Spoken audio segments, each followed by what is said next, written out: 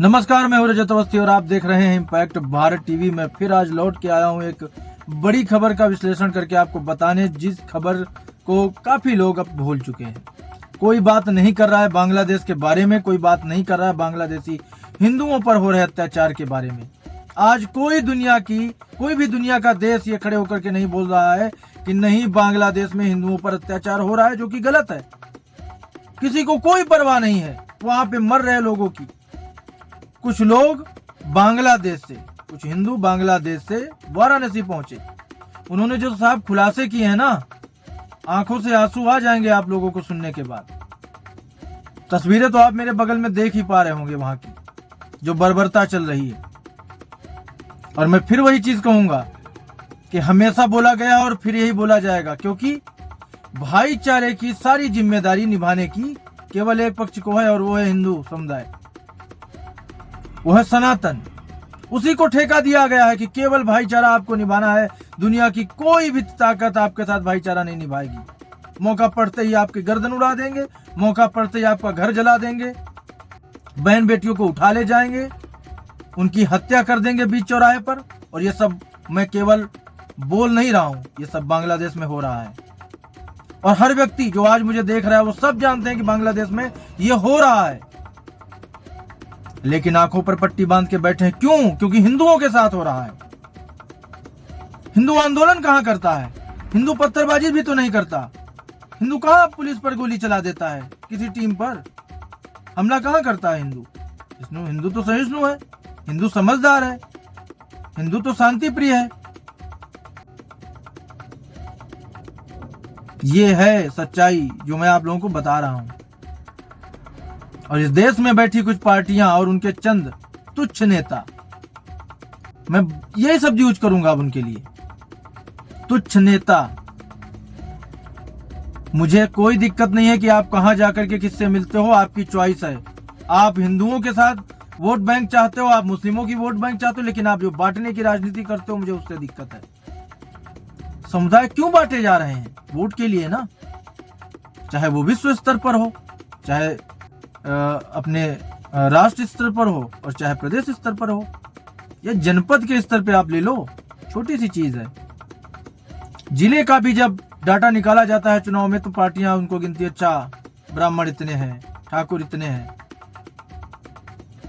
वैश्य इतने हैं। ये सारी चीजें होती हैं, सारी चीजें होती हैं। लेकिन वहीं पर क्या होता है? वहीं पर यह हो जाता है कि जब दूसरे समुदाय की बात आती है तो वहां बोला जाता है कि अरे मुस्लिम इतने हैं, बांटो आप। लेकिन मेरा जितना मानना है, और आज का समय में देख पा रहा हूं, बहुत सुधार हो रहा है। बांटने की राजनीति बहुत कम हुई है, थोड़ी नहीं बहुत कम हो गई है। तो इसी खबर का आपको आज मैं बताऊंगा कि उन लोगों ने आके बताया क्या। आप सुनिए, आपको तो रोना आ जाएगा। बांग्लादेश में घर में घुसकर रेप हो रहे हैं खुलेआम, बिना किसी रोक टोक के। क्योंकि जब वहां की आर्मी, वहां की पुलिस ही मिल गई है दूसरे पक्ष के साथ, तो हिंदुओं का हाल तो ऐसा होना ही है।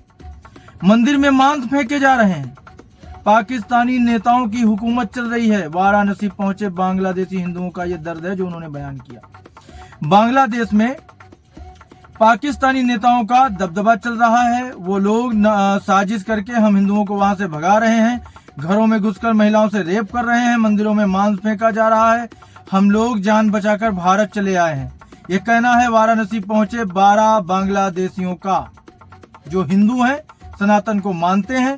ज्योतिष पीठ के शंकराचार्य स्वामी अभिमुक्तेश्वरानंद से मुलाकात करने के बाद उन्होंने बांग्लादेश के हालात बताए। कहा वहां पर जो भीड़ है हम लोगों से कहती है कि तुम लोग पाकिस्तान चले जाओ, हम वहां जा नहीं सकते हैं, इसलिए मदद की दरकार लेकर भारत आए हैं। बांग्लादेश से आए लोगों ने अपने चेहरे ढक रखे थे। उन्होंने कहा अब बांग्लादेश के हालात रहने लायक नहीं रहे, हर वक्त जान का खतरा वहां पर बना हुआ है, और वहां हिंदू लोग नहीं रह सकते। वहीं यही वजह है कि हम काशी में शंकराचार्य से मुलाकात करने के लिए आए हैं, ताकि भारत सरकार बांग्लादेश में हिंदुओं के हालात पर अब हस्तक्षेप करे, वहां एक अलग स्थान स्थापित किया जाए जहां हिंदू रह सके।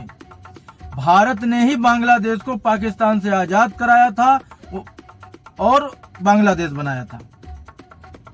लेकिन मुझे ऐसा लगता है कि उस समय कुछ निर्णय और होने चाहिए थे, तो आज शायद ऐसे हालात नहीं होते। और इस देश में भी बहुत सारे निर्णय ऐसे हुए जिनकी वजह से कई प्रदेशों में, कई जगहों पर हालात बिगड़ते हैं, वो भी नहीं होने चाहिए थे। हम केवल बांग्लादेश की बात नहीं कर सकते, आज हमें भारत की बात भी करनी पड़ेगी। भारत में जो हालात है उन पर बात करनी पड़ेगी। अब पत्थरबाजी नहीं चल सकती। जब कश्मीर में बंद हो गई पत्थरबाजी, कोई कैसे चलाएगा? कैसे पुलिस वालों पे गोली कोई चला देगा? ये स्वीकार करने वाली चीजें नहीं हो सकती। फिर हम बांग्लादेश की बात कैसे करेंगे जब हमारे यहाँ ऐसा है? और वहीं जब सीएम योगी की सरकार और वो स्वयं कठोर कार्रवाई करते हैं, तो कुछ लोग बोलते हैं अरे एक समुदाय को टारगेट किया जा रहा है। ये जो दोहरा राजनीति है ना, कि सरकार अगर अपना काम भी करती है, सही भी करती है, तो उस पर उंगली उठाना, उसको गलत ठहराना, ये गलत है। एक बांग्लादेशी हिंदू ने कहा, इस समय वहां रहने वाले कम्युनिस्ट लोगों का एक ही एजेंडा है कि पूरे बांग्लादेश को मुस्लिम राष्ट्र घोषित कर दिया जाए। जहां भी हिंदू दिखाई दे रहे हैं उनके साथ हिंसा की जा रही है, हिंदू मंदिरों पर भी कब्जा कर लिया जा रहा है। हमें घर से निकलने में भी दिक्कत हो रही है। हम किसी तरह अपनी पहचान छुपाते हुए दिल्ली पहुंचे और वहां से सीधे शंकराचार्य के सानिध्य में आए। यहाँ हमारा परिवार है, हमें उनकी बहुत चिंता है। हम किसी तरह जान बचाकर वहां से निकले हैं। बांग्लादेश से आई एक महिला ने बताया, हम हिंदू हैं लेकिन बांग्लादेश में रहना काफी खतरनाक हो रहा है। वहां पर हिंदुओं के ऊपर काफी अत्याचार हो रहा है, खासकर महिलाओं का वहां रहना मुश्किल है। वहां रहने वाले लोग घरों में घुसकर बलात्कार कर रहे हैं, मारपीट कर रहे हैं। इसलिए हम लोग किसी तरह से भारत आए हैं। उम्मीद है कि यहाँ हमें न्याय मिलेगा। हमने अपने धर्मगुरु से इस बारे में चर्चा भी की है। न्याय की अगर बात करें तो हर व्यक्ति को भारत से ही उम्मीदें होती हैं, और मेरा मानना है कि अब तो वो समय आ गया, भारत को हिंदू राष्ट्र घोषित कर ही देना चाहिए। बहुत सारे लोग इस पर आवाज उठा ही रहे हैं। देवकीनंदन ठाकुर जी महाराज भी उठा रहे हैं, बाबा बागेश्वर धाम सरकार जो है, पंडित धीरेन्द्र शास्त्री उठा रहे हैं, और बहुत सारे ऐसे लोग हैं जो उठा रहे हैं आवाज। धर्मगुरु ही नहीं उठा रहे हैं, आज ये देश की मांग है और इस पर सरकार को विचार करना चाहिए। अगर हम एक जो हम काम करते हैं जर्नलिज्म का, उसको साइड में रख करके देखें तो इस देश की जरूरत है इस समय की। अगर यहाँ भी हिंदू नहीं सुरक्षित रहा, यहाँ भी हिंदू नहीं रहा, तो कहाँ रहेगा? कहाँ रहेगा वो? कब तक इस तरह के हालात हिंदू फेस करेगा? वहां की मुस्लिम प्रधानमंत्री जो है शेख हसीना, बांग्लादेश की, वो अपने मुस्लिम लोगों से ही सुरक्षित नहीं है। वो भारत आई है शरण मांगने, यहाँ रह रही हैं। इससे बड़ा हिंदुओं के उदार हृदय का परिचय क्या होगा? इससे बड़ी बात क्या होगी? इससे बड़ी बात क्या होगी इस देश के गौरव के लिए कि अपनों पे भरोसा नहीं है, अपने ही जान के दुश्मन है। शंकराचार्य स्वामी अविमुक्तेश्वरानंद ने कहा, उनकी वेदना इतनी भयावह थी कि सुना भी नहीं जा रहा था। उनका मात्र इसलिए उत्पीड़न हो रहा है कि वो हिंदू हैं। हम भारत सरकार से मांग करते हैं कि बांग्लादेश को बड़ा संदेश दे और कड़ा संदेश दे। अगर वो हमारे हिंदू भाई बहनों को सुरक्षा नहीं दे सकते तो यहाँ से हम भी बांग्लादेश के मुस्लिमों को उनके देश भेज दें। अपने हिंदू भाई बहन को सुरक्षित वापस लाएं। अब समय आ गया है कि भारत सरकार बांग्लादेश को कड़ा संदेश दे और कठोर कदम उस पर उठाए। बांग्लादेशी हिंदुओं की जो प्रमुख मांगे हैं 7, वो हम पहले आपको बता देते हैं। पहली है कि हिंदुओं के लिए बांग्लादेश में एक अलग जगह होनी चाहिए जो भारत की सीमा से लगते हुए क्षेत्र में होनी चाहिए। दूसरा, भारत और बांग्लादेश के बीच आबादी की अदला बदली, जिसने बांग्लादेश की हिंदू आबादी भारत में और उसी के अनुपात में सुविधाजनक रूप में मुस्लिम आबादी को बांग्लादेश भेजा जाए। तीसरा, नागरिकता संशोधन कानून के अधीन नियत तारीख के पहले तक भारत में निवास करते रहने की बाध्यता को समाप्त किया जाए। चौथा, दुनिया में कहीं भी जन्म लेने वाले हिंदू को स्वाभाविक रूप से भारत का नागरिक माना जाए, जैसा कि इजराइल में होता है। पांचवा, बांग्लादेश के वह हिंदू जो 5 अगस्त 2024 के पहले भारत में वीजा लेकर के आए थे और वीजा अवधि खत्म होने के बाद वापस बांग्लादेश लौटने पर विवश हो रहे हैं, उनकी वीजा अवधि को तब तक बढ़ाया जाए जब तक बांग्लादेश में स्थिति सामान्य नहीं हो जाती, जो कि मुश्किल लग रही है सामान्य होने स्थिति। छठा, जबरदस्ती रोजगार और नौकरी से निकाले गए हिंदुओं के लिए रोजगार की व्यवस्था की जाए। सातवां, बांग्लादेश में हिंदुओं के समर्थन और सहयोग के लिए शंकराचार्य पीठ की तरफ से एक प्रतिनिधिमंडल को भेजा जाए। अब यहाँ पर सबसे बड़ी बात आती है कि जब वहां पर इतना बड़ा संस्था थी इस्कॉन, जिसने सालों साल लोगों को खाना फ्री में खिलाया, उनके जो लोग थे उन्हें अरेस्ट कर लिया गया। वहां की पुलिस, वहां की आर्मी लोगों पर, हिंदुओं पर अत्याचार करी, लाठियां चला रही, गोलियां चला रही है। बहन बेटियों को घर से निकाल करके उनका बलात्कार हो रहा है। ये स्वीकार करने वाली चीजें नहीं है। और मुझे तो आश्चर्य होता है इस देश के उन बुद्धिजीवों को देख करके जो लोग ऑल आइज ऑन राफा लिखते थे, फिलिस्तीन लिखते थे, फिलिस्तीन का बैग टांग के घूम रही हैं प्रियंका गांधी संसद में। वही लोग आज शांत हैं बांग्लादेश पर। बांग्लादेश पर बात करनी पड़ेगी। बांग्लादेश देखे कि भाई हाँ, भारत में अब एकजुट स्वर उठ रहा है हमारे खिलाफ, हमारी नीतियों के खिलाफ। पाकिस्तान का हस्तक्षेप बांग्लादेश में है, ये 100% नो डाउट कंफर्म है ही है। दूसरी चीजें, भारत विरोधी बहुत सारी ताकतें हैं जो वहां पर अराजकता फैला रही हैं, जैसे श्रीलंका में करने की कोशिश हुई थी एक समय। लेकिन मेरा इतना ही कहना है कि भारत सरकार थोड़ा कठोर कदम इस पर उठाए और कठोरता के साथ इनसे निपटने का काम करे। दूसरी चीज, इस देश के नागरिकों से मेरी थोड़ी अपील रहेगी कि अगर हो सके तो थोड़ा समय निकाल करके कुछ बोलिए, कुछ अपने आपकी जो भावनाएं हैं उन्हें व्यक्त करिए। शांत रह करके कुछ होने वाला है नहीं। हम तो अपना प्रयास कर रहे हैं, आप लोगों को जागरूक कर रहे हैं, खबरों के माध्यम से सारी सिचुएशन बता रहे हैं आपको। लेकिन कुछ चीजें आपको देखनी पड़ेंगी, कुछ चीजें आपको बात करनी पड़ेगी।